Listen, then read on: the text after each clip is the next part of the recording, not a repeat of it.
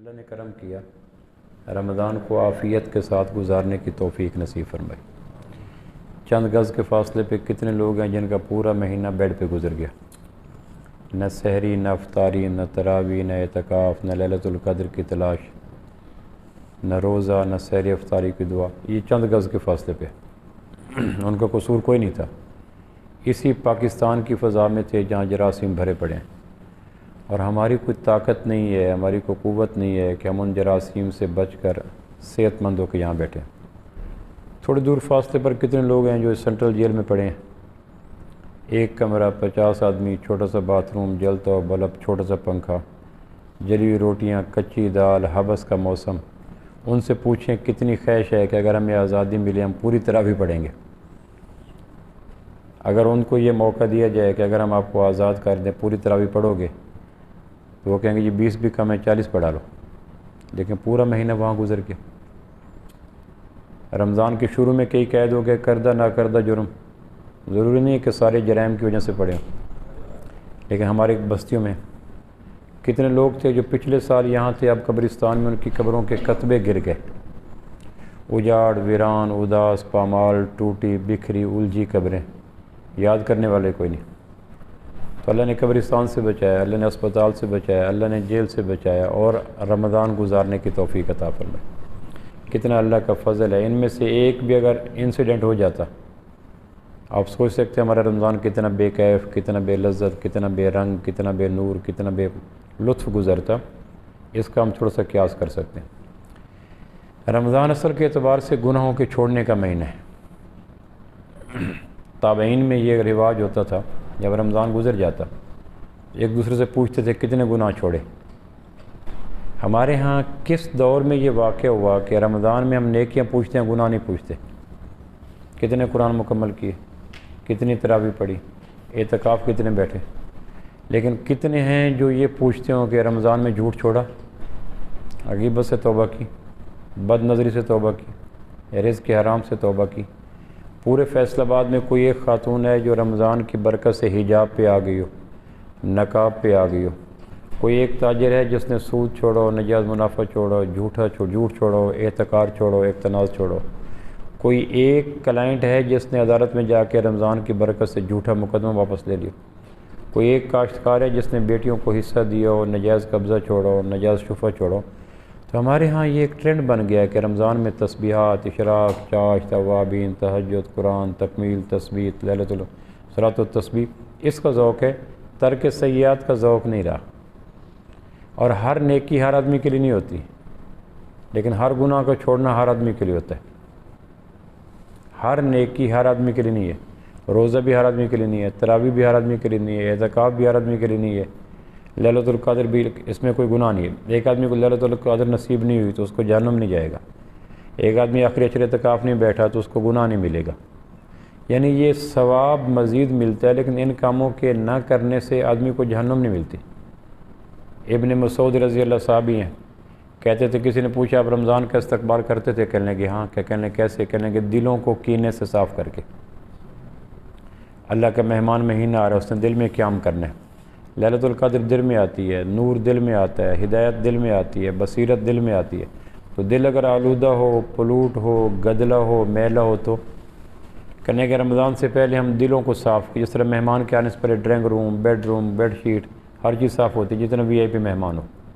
اللہ کا مہمان ہے شہر اللہ۔ اللہ نے کسی مہینے کو یہ نہیں کہا میرا مہینہ، حالانکہ سارے مہینے اللہ کے، کتاب اللہ، کلام اللہ، بیت اللہ، رسول اللہ، ناقۃ اللہ، یہ اللہ کی نسبتیں قسم، میری اونٹنی، میرا گھر، میری کتاب، میرا رسول، میرا مہینہ، شہر اللہ۔ کسی مہینے کے بارے میں آمنہ کے لال صلی اللہ علیہ وسلم اتنی بے قراری سے انتظار نہیں کرتے تھے جتنا رمضان کا انتظار کرتے تھے۔ 2 مہینے پہلے رجب کا چاند دیکھتے تو آپ کے لبوں سے دعا نکلتی، اللہم بارک لنا فی رجب و شعبان و بلغنا رمضان، اللہ ہمارے رجب اور شعبان میں برکت دے، میں رمضان تک پہنچا دے۔ رمضان کے معنی کیا ہے؟ موسم خریف کی بارش کو عربی میں رمضہ کہتے ہیں۔ جس طرح ہمارے موسم ہوتے ہیں نا، حبس کا موسم، گھٹن کا موسم، تپش کا موسم، ٹھنڈک کا موسم، بہار کا موسم، اس طرح عربوں میں ایک موسم ہوتا تھا جس میں آندھیاں بڑی چلتی تھیں ڈیزرٹ میں۔ تو صحراؤں میں آندھیاں چلیں تو ریت بڑی چلتی ہے، تو اس موسم میں آندھیاں چلتی تو درختوں کے پتوں کے اوپر ریت جم جاتی، مسام بند ہو جاتے، غنچے مرجھا جاتے، پودے کملا جاتے، موسم آلودہ ہو جاتا، گھٹن ہو جاتی۔ پھر ان پودوں کے مسام کو صاف کرنے کے لیے، پتوں کو دھونے کے لیے، غنچوں کو شگفتہ کرنے کے لیے، غسل دینے کے لیے اللہ بارشیں برساتے تھے اس موسم کے بعد۔ اس پہ وہ بارش جو پتوں کے اوپر پڑی ہوئی گرد و غبار کو دھوتی اور اس کو صاف کر دیتی، اس بارش کو رمضاں کہتے تھے۔ اللہ 11 مہینے ہمارے اوپر شیطان ہوائیں چلاتا ہے، نفس آندھیاں چلاتا ہے، آنکھوں پہ آتی ہیں، زبان پہ آتی ہیں، کان پہ آتی ہیں، دماغ پہ آتی ہیں، خیالات پہ آتی ہیں، سوچوں پہ آتی ہیں، عادتوں پہ آتی ہیں، وہ مٹی آتی ہے۔ پھر اس مٹی کو دھونے کے لیے، پولوشن کو صاف کرنے کے لیے، آلودگی کو دور کرنے کے لیے، شجر اسلام پہ بہار لانے کے لیے اللہ ماہ رمضان کی بارش برسا دیتے ہیں۔ تو رمضان دراصل آندھیوں کی وجہ سے آئی ہوئی مٹی کو دور کرنے کا مہینہ ہے۔ کچھ عرصے سے بدرف ہمارے ہاں رمضان کا مہینہ کیوں آ گیا؟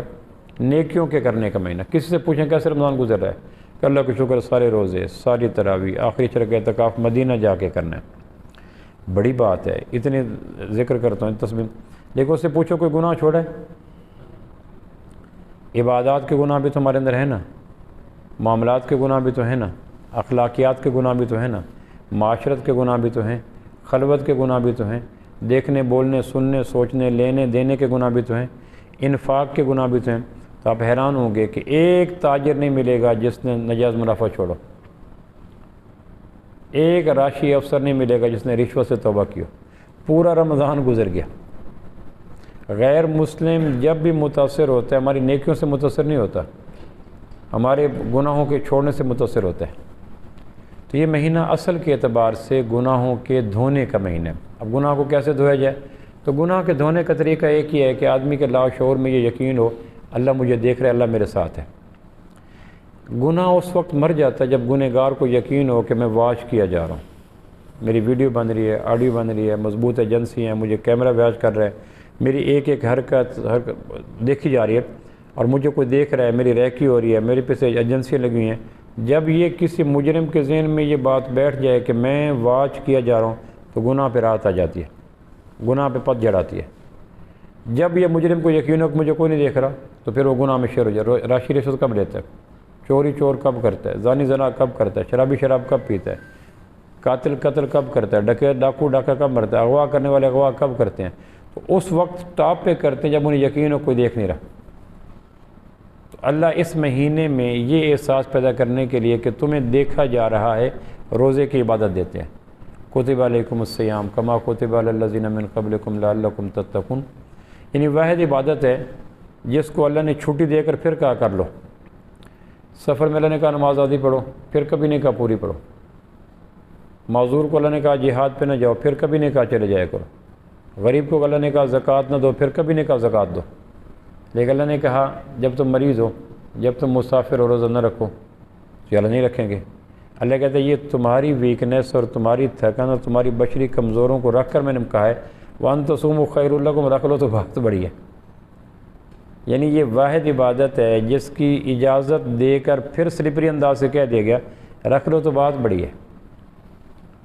جن ایام میں عورت نماز نہیں پڑھ سکتی، وہ نمازیں ریپیٹیبل نہیں ہوتی کہ اگر 7 دن نماز نہیں پڑھ سکی تو 7 دن کی نماز کی قضا کرے، بلکہ علماء نے لکھا ہے کہ جن ایام میں عورتیں نماز نہیں پڑھ سکتی، بیٹیاں، بیویاں، بچیاں، تو اپنی بیویوں کو کہا جائے کہ ان ایام میں، ان اوقات میں جن نماز ہوتی ہے وضو کر کے اتنی دیر میں مصلی پہ بیٹھنے کا عادی بنایا جائے تاکہ طبیعت کو شریعت کی لگام چڑھی رہے۔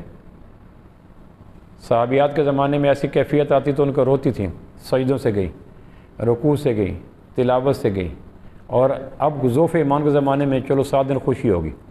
تو جب کیفیت یہ ہو کہ وہ روتی تھیں یہ ہنستی ہیں تو ان کی طبیعت کو شریعت کی لگام چڑھانے کے لیے کہا جائے زور پہ وضو کرو، عصر پہ وضو کرو، مغرب پہ وضو کرو، اور جتنی دیر مصلی پہ بیٹھتی تھیں اتنی دیر بیٹھو تاکہ شریعت کی لگام اتر نہ جائے۔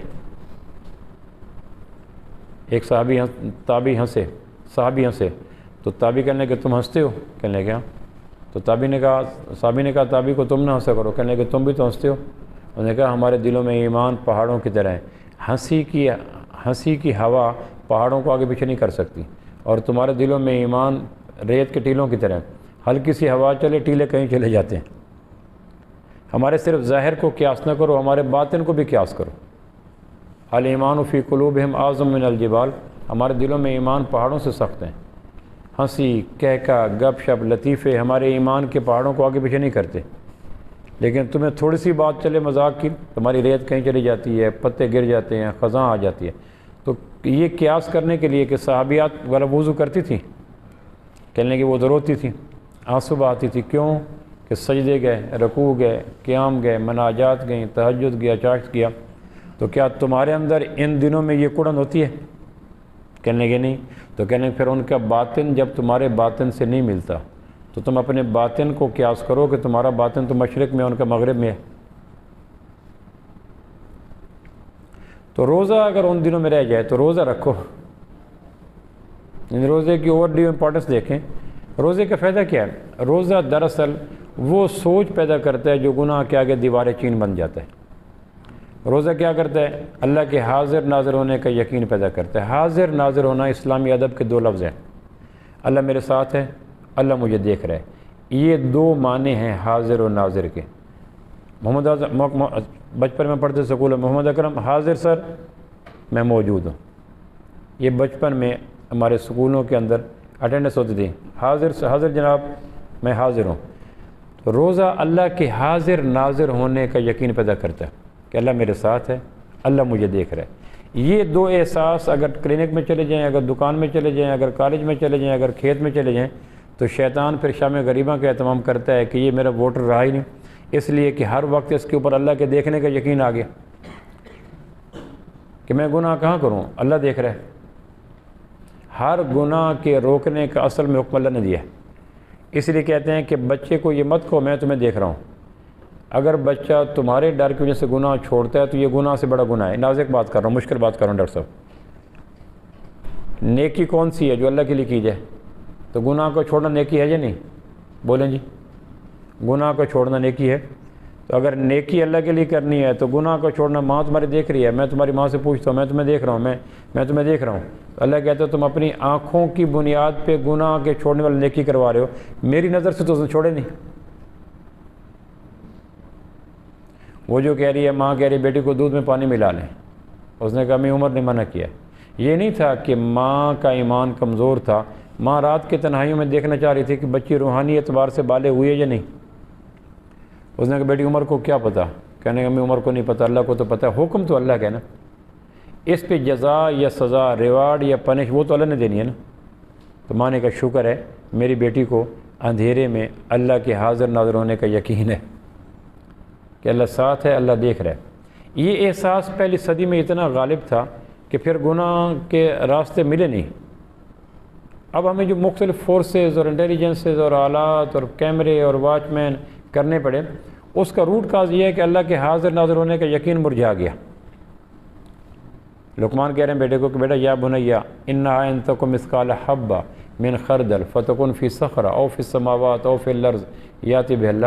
بیٹا رائی کا ایک دانہ ہو نا، رائی کا ایک دانہ، اور وہ آسمانوں میں ہو۔ رائی کا دانہ چھوٹی چیز ہے، آسمان وسیع چیزیں، اور وہ پہاڑوں میں ہو اور وہ زمینوں میں ہو۔ اللہ جب چاہے گا رائی کے دانے کو لے آئے گا۔ گھروں میں اگر بچوں کی کونسلنگ یہ کی جائے، بچہ اس کام سے منع کیا ہے اللہ نے اور اللہ تمہیں دیکھ رہا ہے، سزا جزا کا تعلق اللہ سے ہے، تو پھر آپ بے نیاز ہو جاؤ۔ یہ وہ پودا ہے جس کا زمین کے پانی سے رابطہ ہو گیا۔ گملے کے پودے 10 سال بھی رہیں تو پانی دینا پڑتا ہے، میں دیکھ رہا ہوں، باپ دیکھ رہا ہے۔ یہ تربیت کے وہ مناظر ہیں جو گملے کے پودے کے ہوتے ہیں، اور گملے کے پودے کو ہمیشہ پانی دینا پڑتا ہے۔ غلط بنیادوں پر کوچنگ کرنے والے والدین کی اذیت، مشقت، محنت کئی گنا بڑھ جاتی ہے۔ اس لیے کہتے ہیں کہ ایک بندہ کمرے میں شراب پی رہا ہے اور اچانک دروازہ کھل گیا اور اس نے شراب کی بوتل پھینک دی، پھر بندہ داخل کوئی نہیں ہوا، پھر وہ رینگتا کرولنگ کر کے باہر گیا تو ادھر دیکھا تو کوئی نہیں، ادھر دیکھا تو کوئی نہیں۔ اس نے کہا یہ کیا ہوا، دروازہ کس نے کھولا؟ تو دور سے دیکھا تو درخت کی شاخیں وہ ہل رہی تھیں۔ اس نے گیس کیا کہ یہ ہوا کا پریشر تھا جو بلڈ اپ ہوا اور دروازہ کھل گیا، بندہ کوئی نہیں تھا۔ وہ پھر اطمینان سے آیا اور اس نے آ کے کنڈی لگائی، شراب کی بوتل پھر پکڑی، بھائی وہی نبیل، پھر گلاس میں ڈالی اور پھر اس کے بعد اس کو ڈالا، پینے لگ گیا۔ اب فقہا نے 2 سوال اٹھائے۔ ایک سوال یہ ہے کہ اس نے گلی میں دیکھ کے کہا کوئی نہیں دیکھ رہا، بات سمجھی؟ کیا کہا جی ڈاکٹر صاحب؟ کوئی نہیں، یہ اعتقادی گناہ ہے. کوئی نہیں دیکھ رہا، یہ اعتقادی گناہ ہے.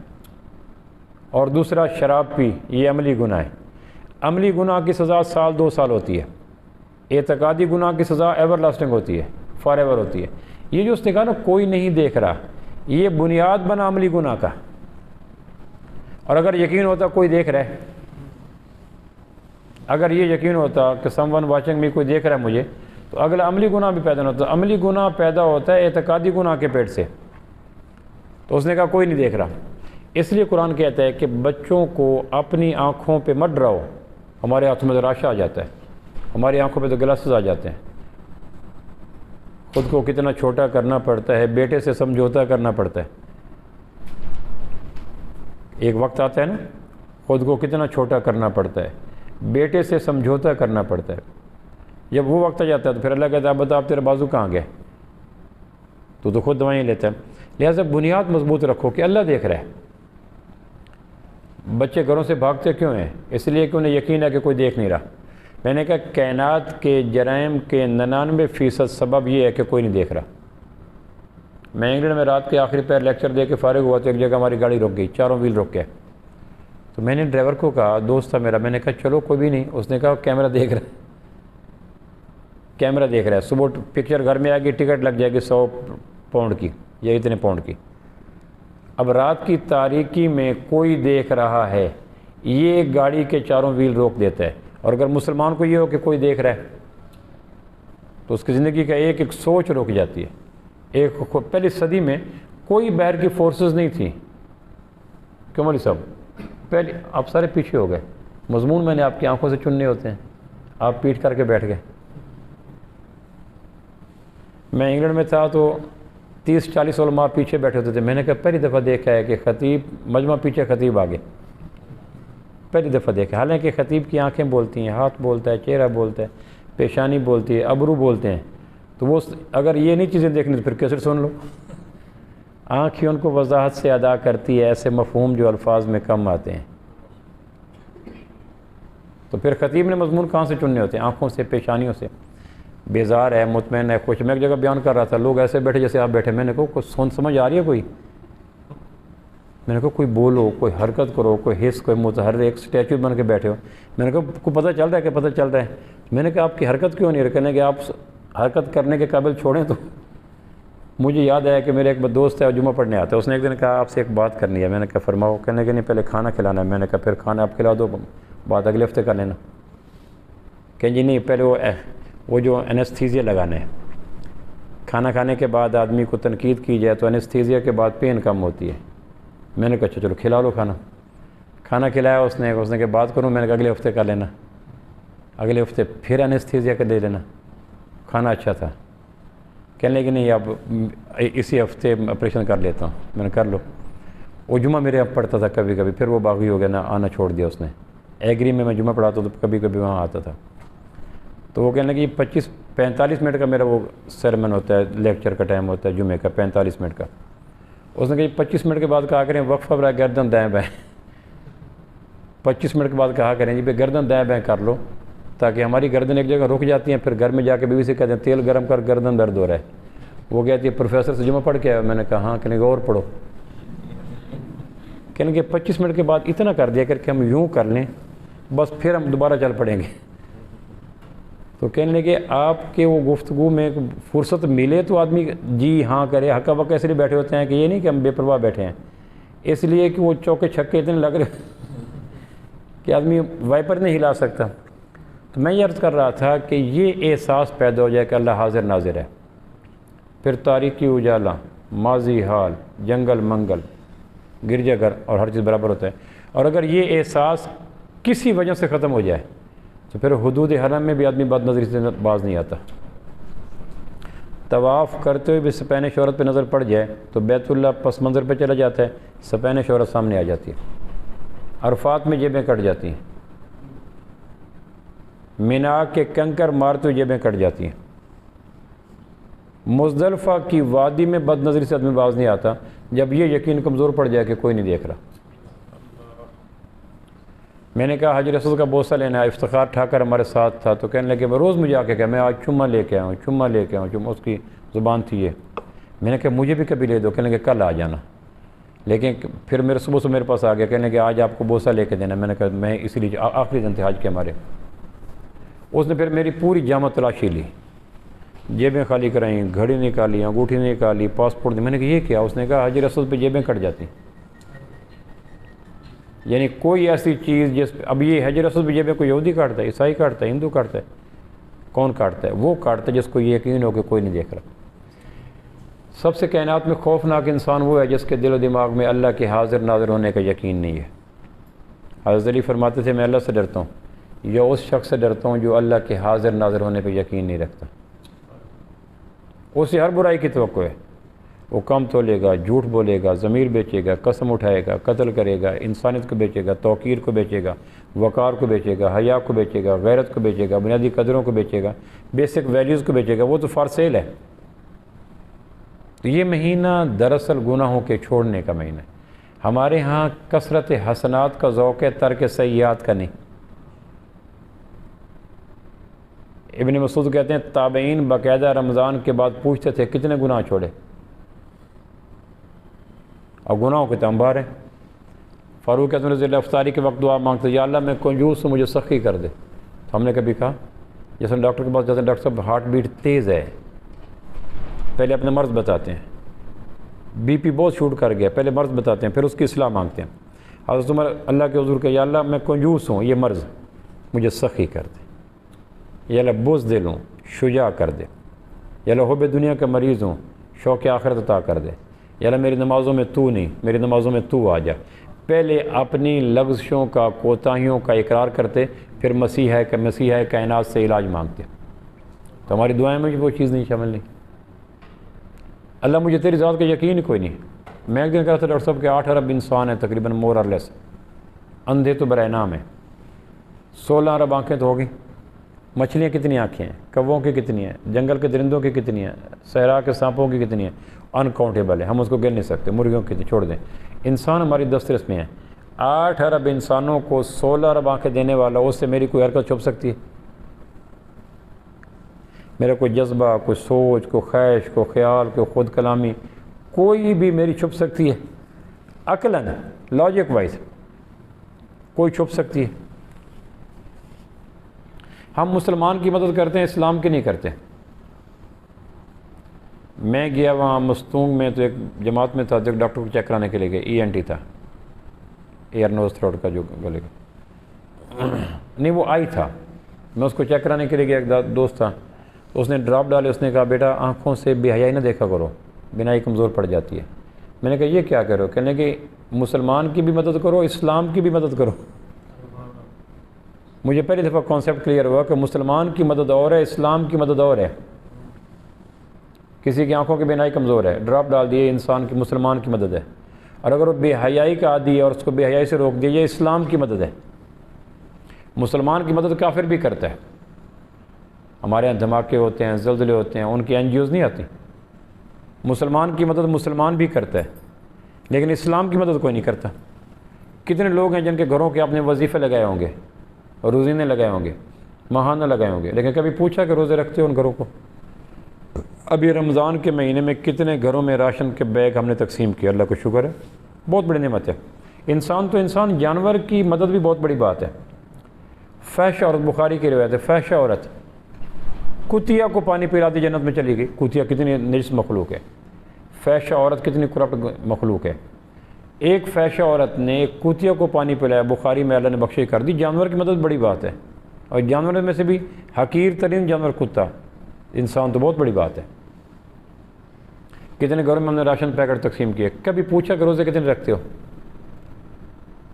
کتنے گھروں میں مہان نام دیتے ہیں، کبھی جا کے پوچھا نمازیں کتنے پڑھتے ہو؟ تو مسلمان کی مدد کرتے ہیں، اسلام کی مدد نہیں کرتے، اور مسلمان کی مدد کافر بھی کرتا ہے۔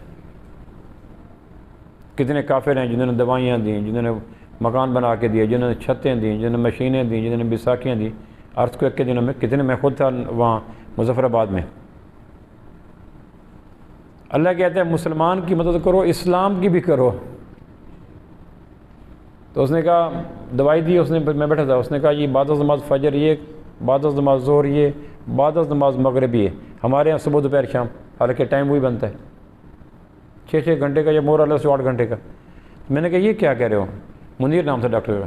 کیا پروفیسر صاحب اسلام کی مدد بھی کرو، مسلمان کی مدد بھی کرو، نسخے میں نماز کا نام لکھ کر اسلام کی مدد ہوگی؟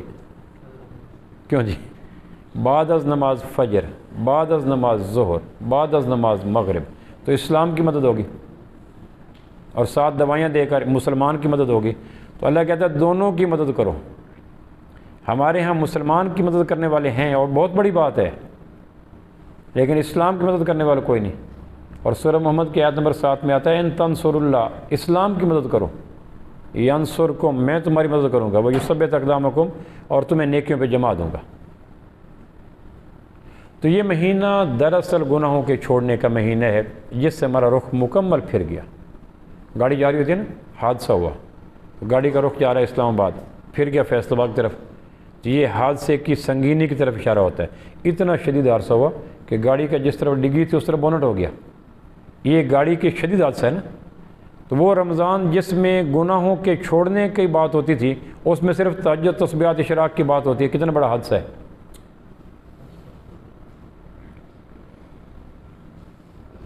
حدیث میں آتا ہے قطع تلقی کرنے والا نیک لوگوں کے بیچ میں بیٹھا ہو، اس کی وجہ سے نیک لوگوں کی دعا بھی قبول نہیں ہوتی۔ ابن سیرین، ابو اللہ سمرقندی نے تنبیہ الغافلین میں لکھا ہے کہ اللہ کے محبوب نے عرفات کے میدان میں کہا بھئی ہم دعا مانگنے والے ہیں، عرفات کے میدان میں کوئی بیٹھا ہو جس کی اپنے رشتہ دار کے ساتھ قطع تعلقی ہو، وہ اٹھ جائے، ہماری دعا قبول نہیں ہوگی۔ تو رمضان میں کتنے لوگوں نے ٹوٹے رشتوں کو جوڑا؟ کوئی ہے ایک، خالہ سے، پھوپھو سے، ماموں سے، چچا سے، سسر سے۔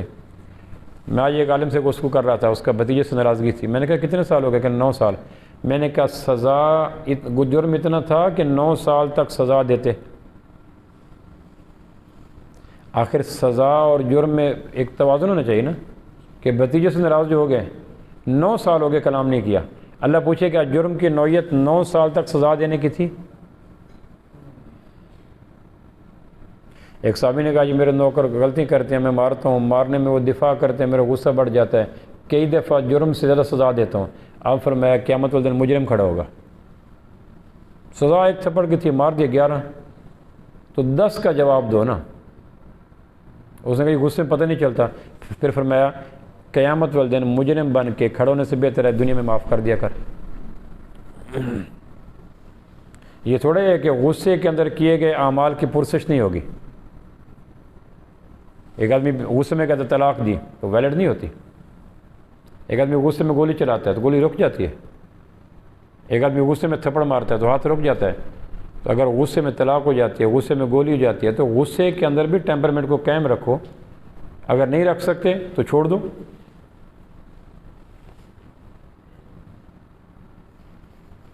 بدری صحابہ تھے، ان کے غلاموں نے اونٹ چوری کر کے کھا لیا۔ حضرت عمر رضی اللہ کو پتہ چلا تو انہوں نے بلایا، انہوں نے کہا جس تنخواہ تھوڑی ہے، عرب لوگ ہیں، گوشت کے بغیر گزارا نہیں ہوتا، اونٹ جنگل میں قابو آ کے ہم نے ذبح کر کے کھا لیا۔ بدری صحابی کے غلام تھے، حاتب بن ابی بلتہ رضی اللہ صحابی تھے، ان کے غلاموں نے اونٹ چوری کر لیا۔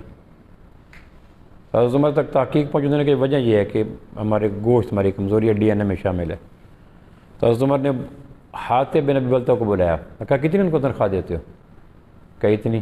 کہ اس تنخواہ میں ایک معقول قسم کا بجٹ بنا کے دکھاؤ۔ یہ تنخواہ 2000 ہے، 10,000 ہے، اس میں پریشانی دکھ سکھ ہر ہوتی ہے نا، تمہاری طرح انسان ہے نا، اس میں مہینے کا بجٹ مینٹین کرو۔ تو نہ کر پائے۔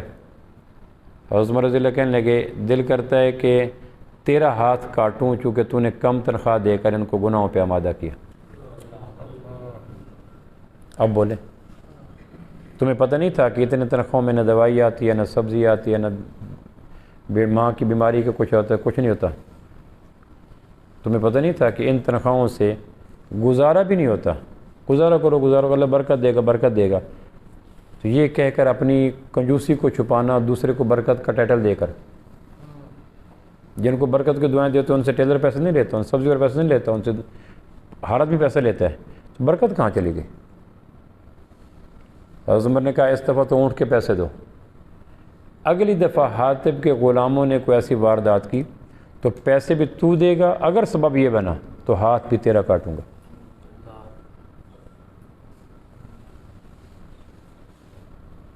اور اگر اس دور میں فاروق اعظم کا فتویٰ آ جائے تو کتنے ٹنڈ منڈ پھر رہے ہوں گے؟ اگر عمر کا فتویٰ اس دور میں آ جائے، ہمارے جنگ کا ایک شہر تھا، اس نے کہا گزر گیا ہے سروں سے پانی، بڑی المناک ہے کہانی، عمر کو بھیجو یا اپنے ہاتھوں میرے وطن کا نظام لے لو۔ میں نے کہا مار صاحب عمر نے یہ کیا تھا، کہنے کہ یا اللہ نہ بھیج نہ بھیج۔ میں نے کہا عمر نے حاطب کو کہا تھا تیرے ہاتھ کاٹ دوں گا، یا اللہ میں شاعر ہوں، میری باتوں کو بنا بھیج نہ دینا ورنہ ٹنڈ منڈ پھر رہے ہوں گے۔ تو روزے کا سب گناہوں کے آگے جو بیریئر ہے جو وہ ہے اللہ کا حاضر ناظر ہونا۔ اللہ مجھے دیکھ رہا ہے، اللہ میرے ساتھ ہے۔ یہ احساس ڈم پڑ جائے تو گناہ یوں آتے ہیں جیسے سورج کے غروب ہونے کے بعد اندھیرے نہیں روک سکتے۔ اس وقت پاکستان میں کتنے بلب ہوں گے؟ کاؤنٹ کر سکتے ڈاکٹر صاحب کوئی؟ لیکن اندھیرا دور ہوا، وحشت دور ہوئی، خوف دور ہوا، تاجروں نے دکانیں کھولیں، کاشتکار کھیتوں میں جاتا ہے۔ انسانی تدبیریں قدرت کے غروب کردہ سورج کا مقابلہ نہیں کر سکتی۔ جب کسی کے دل میں یہ یقین کم پڑ جائے کہ اللہ مجھے نہیں دیکھ رہا، اللہ میرے ساتھ نہیں ہے، تو پھر جتنی کوشش کر لو صدا و صحرا ہے، فائدہ کوئی نہیں۔ سارے زور اس لیے قرآن نے کہا نا کہ بچوں کو اللہ کے حاضر ناظر ہونے کی بنیاد پہ کھڑا کرو، مطمئن ہو جاؤ، کہاں گناہ کرے گا؟ اللہ تمہیں دیکھ رہا ہے، اللہ تمہارے ساتھ ہے، اللہ تم سے پوچھے گا۔ یہ روز کی بنا پہ محبت سے کہتے رہو، پھر مطمئن ہو جاؤ۔ اور اگر میرے ڈر سے اس نے گناہ چھوڑ بھی دیا تو وہ اللہ کے یہاں گناہ ویلڈ ہی کوئی نہیں کہ ابو کے ڈر سے کیا تھا، میرے ڈر سے کون سا کیا تھا؟ بخاری شریف کی روایت ہے کہ شہید ہوا اس لیے کہ لوگ واہ واہ کریں گے، تو وہ شہادت قبول کوئی نہیں۔ سارا کچھ پروسیس اسی پروسیس سے گزرا، شہید ہو گیا، لیکن اللہ کے یہاں اس کا ویٹ کوئی نہیں کہ لوگوں کے لیے کیا تھا نا۔ تو اگر نیکی لوگوں کے لیے کی جائے تو اس کا وزن کوئی نہیں، تو اگر گناہ لوگوں کے لیے چھوڑا جائے کیوں جو اس کا وزن ہوگا۔ یہ ہے المیہ اس دور کے والدین کا کہ بچوں کو ریت کے اوپر یا بہتے پانی کے اوپر بنیاد مکان رکھتے ہیں۔ میں اکثر مثال دیتا ہوں، ایک آدمی کی گاڑی میں پٹرول نہیں، جانا اسلام آباد ہے، اس نے چلو دھکا لگا لوگوں کے پہنچ جائیں گے، تو پہنچ جائیں گے کہاں تک پہنچیں گے؟ جگری یار، دوست، ملازم، نوکر، محتاط کہاں تک ساتھ دیں گے؟ مہربانی کرو جی پٹرول ڈلواؤ۔ اللہ کے حاضر ناظر کا ہونے کا یقین نہ ہو تو انسانوں کو راہ راست پہ لانا ایسا ہی ہے جیسے دھکا لگا کے فیصل آباد سے گاڑی کو اسلام آباد لے جانا۔ مشقت بڑھ جائے گی، سفر لمبا ہو جائے گا، لوگ فیڈ اپ ہو جائیں گے، فائدہ کوئی نہیں ہوگا۔ اب اللہ کا حاضر ناظر ہونے کے آخری میری بات کیسے یقین آ جائے؟ وہ کون سی ویکسینیشن ہے جو لگوائی جائے اور اللہ کے حاضر ناظر ہونے کا یقین آ جائے؟ اور جب اللہ کے حاضر ناظر ہونے کا یقین آ جائے تو گناہ ایسے بھاگتے ہیں جیسے طلوع آفتاب کے بعد اندھیرے بھاگتے ہیں۔ کہاں گئے اندھیرے؟ اب اس کو ڈھونڈو، اب انہیں ڈھونڈ چراغ رخ زیبا لے کر، 6 گھنٹے پہلے راج تھا، اب ڈھونڈو کہیں اندھیرا لے کر، خودبین لے کر، دوربین لے کر، ملے گا نہیں۔ سورج نے آ کر ان کو جڑوں سے اکھیڑ دیا۔ اللہ کا حاضر ناظر ہونے کا سورج اگر دلوں میں آ جائے، اللہ میرے ساتھ ہے، اللہ مجھے دیکھ رہا ہے۔ عصر کے وقت پیاس شدید ہوتی ہے، کھانا سامنے پڑا ہے، بھوک شدید ہوتی ہے، کھانا ہے، پانی ہے، بند کمرہ ہے، کوئی دیکھ نہیں رہا، روزہ دار کھائے گا؟ بولے جی۔ پیے گا؟ کون دیکھ رہا ہے؟ بولیں جی۔ یہ ہے اللہ کے حاضر ناظر ہونے کے یقین کو پختہ کرنے کا انجیکشن۔ لعلکم تتقون، تاکہ تمہارے اندر اللہ کے دیکھنے کی حس بیدار ہو جائے۔ یوسف علیہ السلام کو بند کمرے میں زلیخا نے کہا ہی تلک، ہے نا وہ قرآن میں آتا ہے۔ یوسف علیہ السلام نے کہا بھائی یعقوب سے شرم آتی ہے، یہ کہا 11 بھائیوں سے شرم آتی ہے، یہ کہا عزیز مصر سے شرم آتی ہے، یہ کہا اللہ سے خوف آتا ہے۔ قال معاذ اللہ، کہ زلیخا اللہ سے شرم آتی ہے، اللہ کیا کہے گا۔ یہ ہے نبیوں کی گناہوں سے بچنے کی مضبوط بنیادیں۔ ہمارا 99% حصہ بجٹ پہ ضائع ہو جاتا ہے صرف اس ایک پہلو کو نظر انداز کرنے کی وجہ سے کہ اللہ دیکھ رہا ہے، اللہ میرے ساتھ ہے۔ یہ اگر ویلڈ ہوتا تو دنیا جنت بن جاتی۔ عصر کے وقت گھر میں کوئی نہیں، کمرے میں کوئی نہیں، مین گیٹ لاک ہے، فریج پڑی ہے، فریج کہتے ہائی تلک کھول لے، یہ زلیخہ ہے نا، تو زلیخہ کہتے کھول لے، تو روزہ دار کیا کہتا ہے؟ بیوی کیا کہے گی؟ بچے کیا کہیں گے؟ بولو جی کیا کہتا ہے؟ تو اللہ کہتا ہے اس بادل کو دکان تک بھی لے جاؤ، اس کو دفتر تک بھی لے جاؤ، اس کو گھر تک بھی لے جاؤ، اس کو گاڑی تک بھی لے جاؤ۔ یہ جو احساس ہے نا کہ اللہ دیکھ رہے، اللہ سن رہے، صرف روزے تک نہ رکھو، اس کو آگے بھی لے جاؤ۔ جب یہ احساس ٹریول کرتا کرتا دفتر میں، دکان میں، مکان میں، گھر میں، کھیت میں، کھلیان میں، کلینک میں، اسکول میں، دفتر میں جاتا ہے، تو پھر دنیا وہ بنتی ہے جو ریاست مدینہ بنی تھی۔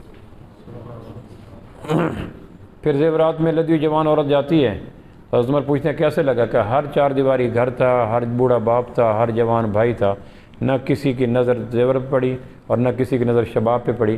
یہ کیوں نہیں پڑی؟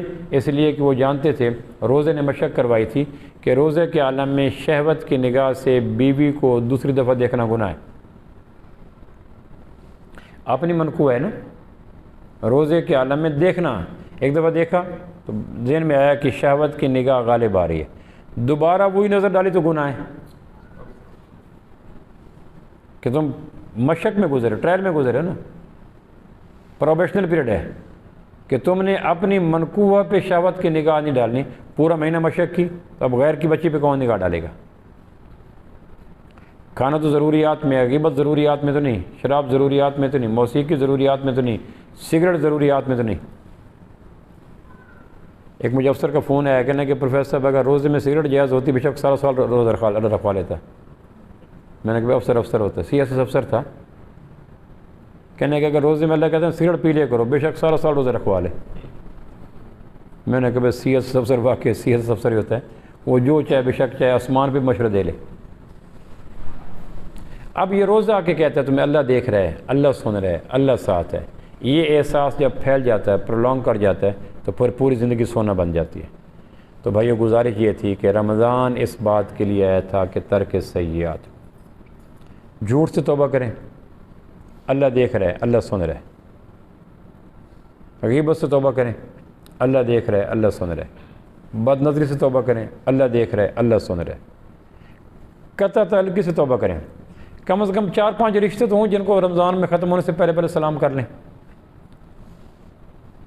5-4 رشتوں سے صلح کر بھی لی نا، پھر بھی ہمارے پاس لمبا سٹاک پڑا ہے، گھبرائے نہیں، ختم نہیں ہوگا۔ کہ اگر ہم نے 5-4 سے صلح کر لی تو کہیں گے باقی کیا ہو، ایک لائن لگی ہوئی ہے جن سے سینگ ہم نے پھنسائے ہوئے ہیں۔ تو کچھ رشتے تو جن سے صلح کر لیں، ڈائریکٹ نہیں کر سکتے، بیچ میں کسی کو ڈالیں کہ یار رمضان گزر گیا، بخاری مسلم کی روایت ہے سلسلۃ الشیاطین، شیطان قید ہو جاتے ہیں۔ اگر قید کے زمانے میں کمپین نہ کر سکا، موسم اچھا، پانی وافر، مٹی بھی زرخیز، ایسے میں جو کھیت نہ سینچے وہ کیسا دہقان، تو شیطان کے قید ہونے کے دنوں میں جو صلح نہ کر سکا وہ اس وقت کب کرے گا؟ جب وہ منظر عام پہ آ جائے گا۔ رشتوں سے صلح کریں۔ میں نے کہا رشتے اس کائنات میں صرف انسانوں کی بستی میں ہوتے ہیں، نہ پودوں کا رشتہ ہے، نہ جانوروں کا رشتہ ہے، نہ مچھلیوں کا رشتہ ہے، نہ پرندوں کا رشتہ ہے، نہ فرشتوں کا رشتہ ہے۔ رشتوں کے پھول کہیں کھلتے نہیں، اس پھول کو نہ کملانے دیں۔ قبر پہ فاتحہ رشتے پڑھتے ہیں، زمینیں، کار، پلازے نہیں پڑھتے۔ میں اکثر سنایا کرتا ہوں رشتوں کا، امیر بھائی 5ویں حج پہ جانے لگا، غریب بھائی کو ملنے کے لیے آیا۔ غریب بھائی باپ بیٹی کچی دیوار کو درست کر رہے تھے، اس نے دیکھا گاڑی روکی، بھائی اترا، اس نے جلدی سے پرانی چارپائی اٹھائی، بچی کے سر سے دوپٹہ اتارا، چارپائی کو جھاڑا، پھٹا دوپٹہ بچی کے سر پہ رکھا، انگلیوں سے کنگھی کی، کہ بھائی کیسے آنا ہوا؟ کہا حج پہ جا رہا ہوں، کو اونچ نیچ ہو گئی ہو۔ اس نے رو کے کہا اچھا بھائی اللہ تیرا حج قبول کرے، اللہ تیرا حج قبول کرے۔ اب یہ حج پہ جا رہا ہے، 5ویں حج پہ، اور بھائی کا یہ حال ہے، عمرے پہ جا رہے اور خالہ کا یہ حال ہے۔ مدینہ کا اعتکاف، مکہ کے طواف کمال کے ہیں، لیکن خدا کے بندے تو ہیں ہزاروں بنوں میں پھرتے ہیں مارے مارے، میں اس کا بندہ بنوں گا جس کو خدا کے بندوں سے پیار ہوگا۔ حق و لفظ مقدم علی حق اللہ، بندوں کے حق کبھی اللہ کے حق سے غالب آ جاتے ہیں۔ اللہ کے حق عظمت کی وجہ سے ہوتے ہیں، بندوں کے حق حاجت کی وجہ سے ہوتے ہیں۔ حاجت نہ دو تو آدمی کو متاثر ہو جاتا ہے، عظمت والے کا حق نہ دو، اس کی عظمت گہنا نہیں جاتی۔ اپنی آمدن میں لوگوں کا حصہ رکھیں، اسلام میں لوگوں کا حصہ رکھیں، غیبت چھوڑیں، حسد چھوڑیں، چغلی چھوڑیں، تو کم سے کم کچھ تو گناہ چھوڑیں رمضان کے ختم ہونے سے پہلے پہلے۔ گرد و غبار تو بھری پڑی آنکھوں پہ بھی، کانوں پہ بھی، زبان پہ بھی۔ نیکیاں گناہوں کی آمیزش کے ساتھ ہوں تو سکیل تک پہنچتی نہیں ہے۔ رزق کے حرام کے چور دروازے چھوڑیں، کمائی حرام کی، لمبے ہاتھ، بیت اللہ کا غلاف، ملتزم سے چمٹ کر جو بوسہ لے کر، اللہ کہتے کیا کروں، رگوں میں دوڑنے والا خون حرام کا ہے۔ تو یہ حرام والا خون اتنی جغرافیائی قربتوں کے باوجود بھی فاصلے طے نہیں ہونے دے رہا۔ نمازوں کے اندر اپنے ٹھیک کریں، میری نمازیں اللہ کا شکر ٹھیک ہو گئی، میرا اس شہر عداوت میں بسیرا ہے جہاں لوگ سجدوں میں بھی لوگوں کا برا سوچتے ہیں۔ ہماری پہلی صف کی نمازوں کے سجدوں کے خیالات کا پرنٹ کیسا ہوتا ہے؟ کیسا پرنٹ ہوتا ہے؟ ہمارے گھروں میں ایک چھوٹا سا کمرہ بھی نہیں ہے جائے نماز کے لیے، جائے نمازیں رلتی پھر رہی ہوتی ہیں، جس طرح خزاں کے پتے رلتے پھر ہوتے ہیں نا ہواؤں کے رحم و کرم پہ، کبھی پیٹی پہ، کبھی بیڈ کے نیچے، کبھی تکیے کے نیچے، کبھی کہیں۔ تو جس گھر میں جائے نماز کے لیے کوئی جگہ ہی نہیں، اس گھر کے مکینوں کا کیا حال ہوگا؟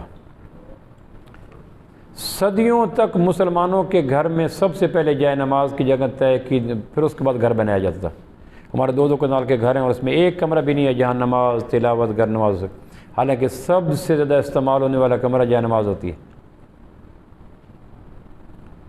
مہمان کبھی کبھی کچن میں 2 ٹائم، واش روم میں 2 ٹائم، بیڈ روم میں 2 ٹائم، لیکن نماز میں تو جو میکسیمم استعمال ہوتا ہے گھر کا حصہ وہ جائے نماز ہے۔ اور فیصل آباد کے کتنے گھروں میں ایک کمرہ جائے نماز کا ہے؟ ڈیزائن میں کہا گیا ہو کہ میرے گھر کی محرم مستورات نماز پڑھتی ہیں، تلاوت کرتی ہیں، ذکر کرتے ہیں، تعلیم کے حلقے لگتے ہیں، مناجات کرتی ہیں، نفل پڑھتی ہیں، قضا نمازیں ادا کرتی ہیں، کمرہ بناؤ۔ تو ہمارے گھر میں جائے نماز دیکھو کہیں جائے نماز پڑھی ہے؟ تو گھر کتنا بڑا ہے، لان کتنا بڑا ہے، سٹور کتنا بڑا ہے، بیڈ روم کتنا بڑا ہے، ٹی وی لان کتنا بڑا ہے۔ عبدالحکیم میں مجھے ایک آدمی گھر دکھا رہا تھا، گرے اسٹرکچر تھا بھی، میں نے پروفیسر صاحب یہ بنایا یہ بنایا، تو میں نے ایسے بے ساختہ پوچھا پریئر ہال کہاں ہے؟ کہنے کہ وہ تو کوئی نہیں بنایا۔ میں نے کہا یہودی کے گھر میں بھی نہیں ہوتا، عیسائی کے گھر میں بھی نہیں ہوتا، ہندو کے گھر میں بھی نہیں ہوتا، ہمارے گھر میں بھی نہیں ہوتا، تو فرق کیا ہو؟ تو اس نے فوراً ٹھیکیدار کو بلایا کہ ایک کمرہ مخصوص کرو جائے نماز کے لیے، جہاں ہمارے گھر کی خواتین کے لیے وہ مسجد کا کمرہ ہوگا۔ تو فیصل آباد کے کتنے گھر ہیں جہاں جائے نماز ہوتی ہے؟ کیوں جی ہو گیا کوئی؟ اس امت میں پہلا گھر کے اندر جائے نماز کا جگہ صدیق اکبر نے بنائی تھی۔ گھر کے اندر پریئر ہال جائے نماز کا بانی صدیق اکبر ہیں۔ جب انہوں نے روک دیا، انہوں نے کہا میں گھر میں پڑھ لیا کروں گا۔ تو نمازیں تو عورتوں پہ فرض ہیں، بین ہی مردوں کی طرح فرض ہیں۔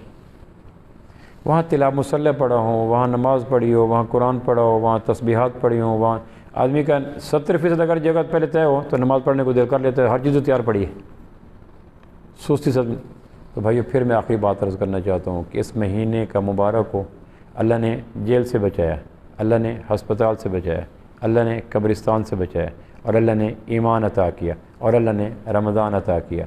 مجھے ایک فون آیا رات، ایک CS افسر کا بہت بڑا تھا، کہنے کہ رمضان اور رحمان خوش ہو جائیں، مجھے کوئی طریقہ بتاؤ پروفیسر، رات کا آخری پہر تھا، 2:30-3 بجے، کوئی طریقہ بتاؤ کہ رمضان بھی خوش ہو رحمان بھی خوش ہو۔ تو میں نے کہا کوئی گناہ چھوڑنے کا عزم کرو۔ سب سے بڑی نیکی گناہوں کا چھوڑنا ہے، سب سے بڑی نیکی گناہوں کا چھوڑنا ہے۔ اذیتوں کے تمام نشتر میری روح میں اتار کر وہ بڑی مروت سے پوچھتا ہے تمہاری آنکھوں کو کیا ہوا ہے۔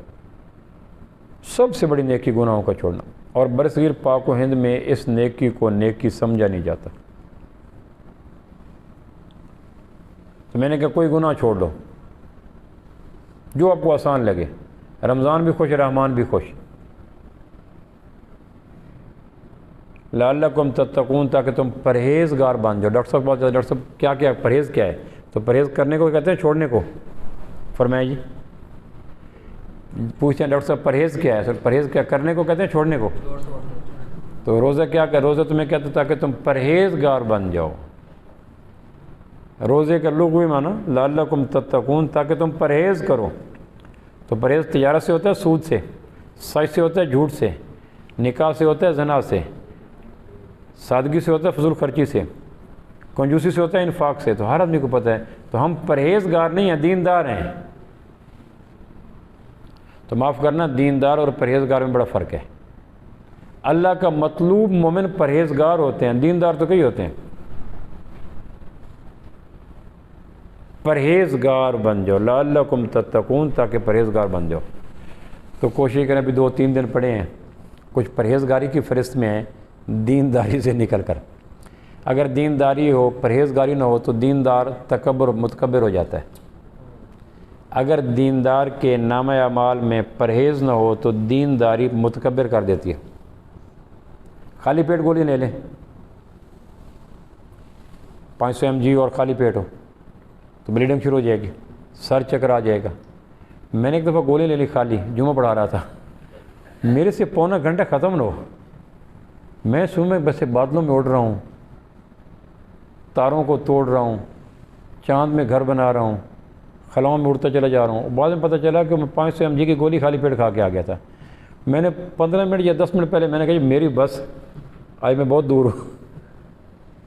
تو خالی پیٹ گولیاں لیں تو ممبر کا بیان تو دیندار خالی پیٹ گولی لیتے ہیں. پرہیزگار نہ ہوں، دیندار ہوں تو دینداری تکبر کا باعث بنتی ہے. تو ہمارے برصغیر پاک و ہند میں دیندار بڑے ہیں، پرہیزگار کوئی نہیں. تو پرہیزگار تو کہتے ہو یا اللہ مجھے جھوٹ سے نجات دے. تو جو آدمی اپنے جھوٹ ہونے کا اقرار کرتا ہے متکبر کب ہوگا؟ یا اللہ کنجوسی سے نجات دے. تو جس کے لاشعور میں کہ میں کنجوس ہوں تو متکبر کا بنے گا. تو پرہیزگاری تکبر کے غبارے سے ہوا نکالتی ہے، دینداری خالی غبارے میں ہوا بھرتی ہے.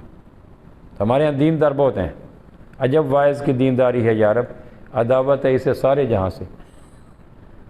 عجب واعظ کی دینداری ہے یا رب. تکبر کے 6 اسباب ہیں، ان 6 اسباب میں سب سے خوفناک سبب دیندار ہونا ہے. تو اسلام کا مرد مطلوب پرہیزگار ہے، دیندار نہیں.